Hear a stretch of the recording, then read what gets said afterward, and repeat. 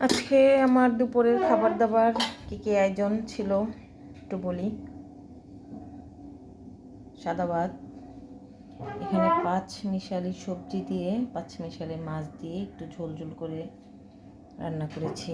অনেক দিন হয় আমি এরকম সবজি খাচ্ছি না। তারপর এখানে আছে লাউ। আজকে শোল মাছও ছিল না বা চিংড়ি মাছও ছিল না, যেই মাছটাই ছিল ওটা দিয়ে লাউ রান্না করেছি।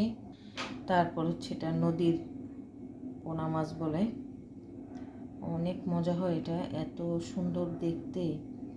আর এখানে আছে পাট শাক।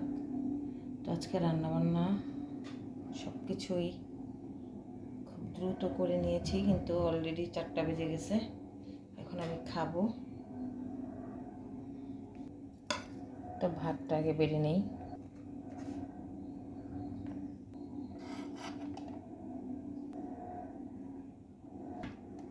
তো ভাতটা নিয়ে নিলাম।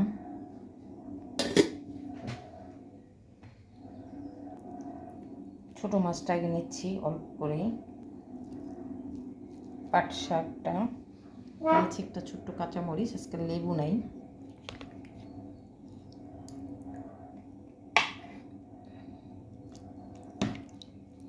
এখানে আছে ডাঁটা, বেগুন, চিচিঙ্গা, লাউ, পেঁপে, তারপর হচ্ছে পটল, সব সবজি।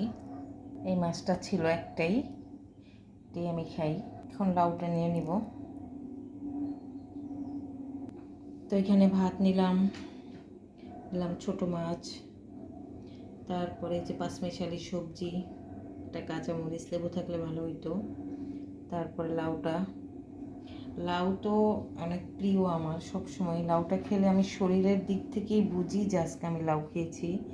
তারপরে হচ্ছে পাট শাক, এই বছরের প্রথম পাট শাক খাচ্ছি। এটা মিষ্টিটা, তিতা পাট শাকও আছে।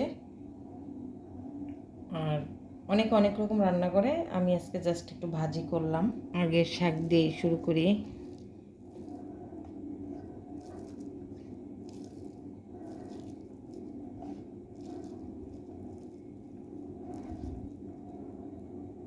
বিসমিল্লাহ। অনেক মজা হয়েছে আলহামদুলিল্লাহ। শাকটা আমি এমনি খেয়ে ফেলবো অল্প অল্প ভাত নিয়ে। রমজানে অনেক ভাজা পোড়া খেতে খেতে শরীরের অবস্থা আসলে অনেক খারাপ, বুঝাইতে পারবো না।